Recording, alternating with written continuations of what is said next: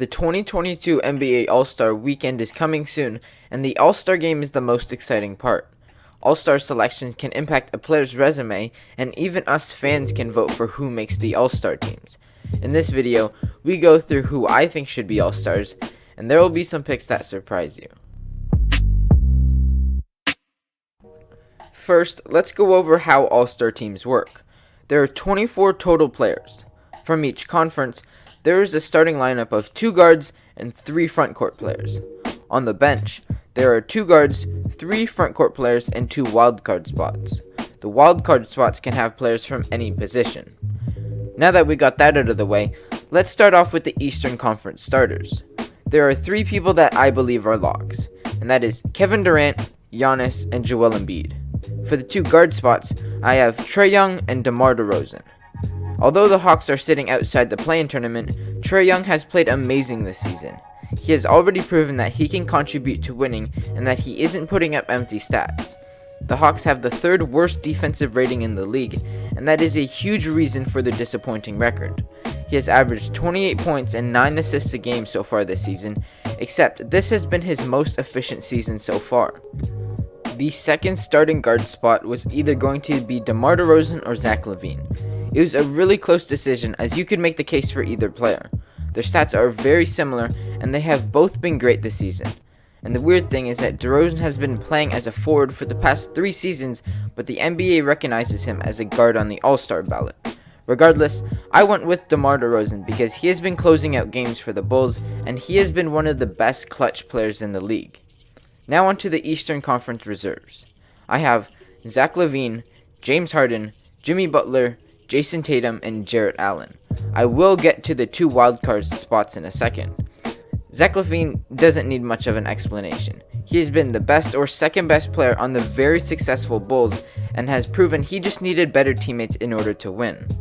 And although James Harden has slowed down because of the rule changes, he is definitely still an all-star. He can score over 25 points on any given night and has helped the Nets get such a high seed in the East. Jimmy Butler, he's a tricky one. When he has played, there is no doubt he deserves to be an all-star. He has quietly been having a very good season as he is averaging 23 points, 6 rebounds, and 5 assists a game and 2 steals on 50% shooting from the field. His impact goes way beyond those stats, but he's only played 24 out of 42 games. I believe he should still be an all-star, but I understand if you don't. Jason Tatum has had a pretty inefficient season so far. He started off the year shooting 39% in the first 14 games of the season, but he's gotten much better since then. The Celtics aren't seeing much success, but Jason Tatum is still having a good individual season. And the last front court player I have is Jarrett Allen. In most years, he would not be an all-star, but the competition for the East front court players is pretty weak. Jarrett Allen has still had an incredible season nonetheless, and he is a huge reason why the Cavaliers are surpassing everyone's expectations. A huge reason for this is their defense, and Jarrett Allen is the anchor. They have the 3rd ranked defense in the league, and although Evan Mobley has helped out a bunch as well, I think Allen is their best defender. Onto the 2 wildcard spots in the East. In the first spot, I have Fred VanVleet. He has been the leader of the Toronto Raptors that are on pace to make the playoffs and is averaging 22 points, 5 rebounds, and 7 assists a game on 44, 41, 88 shooting splits. He has had a huge impact on the team, and when he is sitting out, the Raptors do not look the same at all. In the last wildcard spot, I have Darius Garland. And I know there are a bunch of players I'm leaving out, and I will get to the snubs in a second. Darius Garland has been the leader of the Cavaliers team, and their offense doesn't work nearly as well without him. He can score the ball in many ways, and he can set up his teammates. His floater is deadly, and that mixed with a lob is a lethal combination. It reminds me of Trae Young and John Collins, the way he can make tough floaters or lob it up to Jarrett Allen or Evan Mobley. He has averaged 19 points a game to go with 3 rebounds and 8 assists on 47, 37, 91 shooting splits. And the biggest snub I have on the list is Jaylen Brown. And if anyone gets injured or doesn't make the list, I think Jaylen Brown should be next up. With the Celtics not seeing much success, it didn't feel right to have 2 All-Stars coming from that team. If I had to pick between him and Tatum, I would choose Brown, but he is a guard and Tatum is a forward. I think what Fred VanVleet and Garland have done individually and for their team deserves an All-Star spot over Jaylen Brown. Some other notable snubs are Drew Holiday, LaMelo Ball, and Bradley Beal, and of course, Alex Caruso. Starting out in the West, let's get the clear All-Star starters out of the way, and that is Curry, LeBron, and Jokic. For the second guard spot, I have Ja Morant. He has led the Grizzlies to not only a playoff spot, but also a top seed in the West. In previous years, one of his biggest knocks was his shooting, and that has changed. He's the favorite to win the Most Improved Player of the Year, and that is for good reason. Even though he is a guard, he is third in the league in points in the paint with 15 a game. The last player of the West starters is Rudy Gobert. Like he has been doing in past years, he's been holding down Utah's defense and has been the second best player on the team. He's averaging a crazy stat line of 16 points and 15 rebounds on 71% shooting. That's insane. And on to the reserves. You could argue that every guard I have making the team should start over Morant, but let's just get into it. For the first reserve guard, I have Donovan Mitchell. He's the leader of the successful Utah Jazz team, and there isn't much to say. Very similarly to last season, his numbers look great, and he's leading his team to wins. In the second guard spot, I have Devin Booker.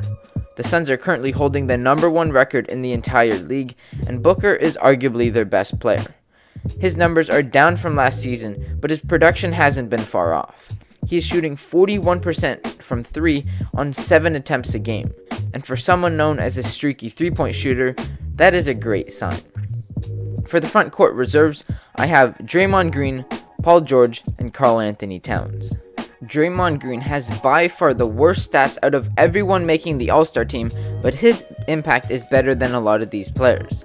He is the favorite to win Defensive Player of the Year and has been the on-court coach for one of the best teams in the league. Paul George is in a very similar position as Jimmy Butler. When he has been playing, he is definitely an all-star, but he hasn't been playing that much. He has played in 26 out of the Clippers' 43 games, and it isn't a lot. In any other year, I don't think Jimmy Butler or Paul George should make the All-Star team, but in a year of COVID, I think we should let it slide. A lot of players are missing more games, and I think we should give players a little more leeway.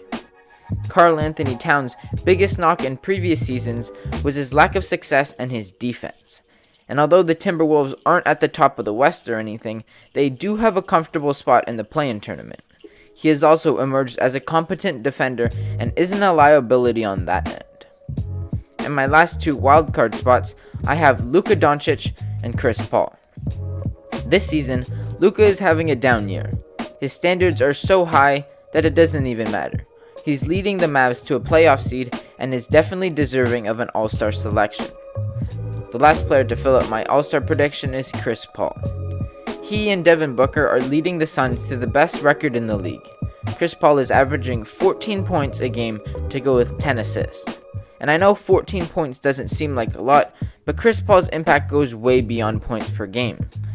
But someone I left off this list is averaging 24 points a night, and his name is Damian Lillard. He's the biggest snub in the West, and that hasn't happened since 2017. He started off the season shooting very inefficiently, and that stretch lasted for a long time. The Blazers are outside the playoff picture, and that doesn't help his case either. The All-Star selection shouldn't count legacy, or else he should definitely make the team, but in this season, I don't think he deserves to be an All-Star. The number one reason is that the guards in the West are the most competitive spot in the league to get into the All-Star game, and Damian Lillard's performance just hasn't cut it. Some other notable snubs are Anthony Davis, Shai Gilgeous-Alexander, Anthony Edwards, DeJounte Murray, and Andrew Wiggins. And that is my 2022 NBA All-Star prediction. This is who I think deserves to be an All-Star this season. And I really want to hear your feedback on this. I read every single comment, so let me know what you think in the comments down below. Subscribe for future basketball content, and thank you for watching.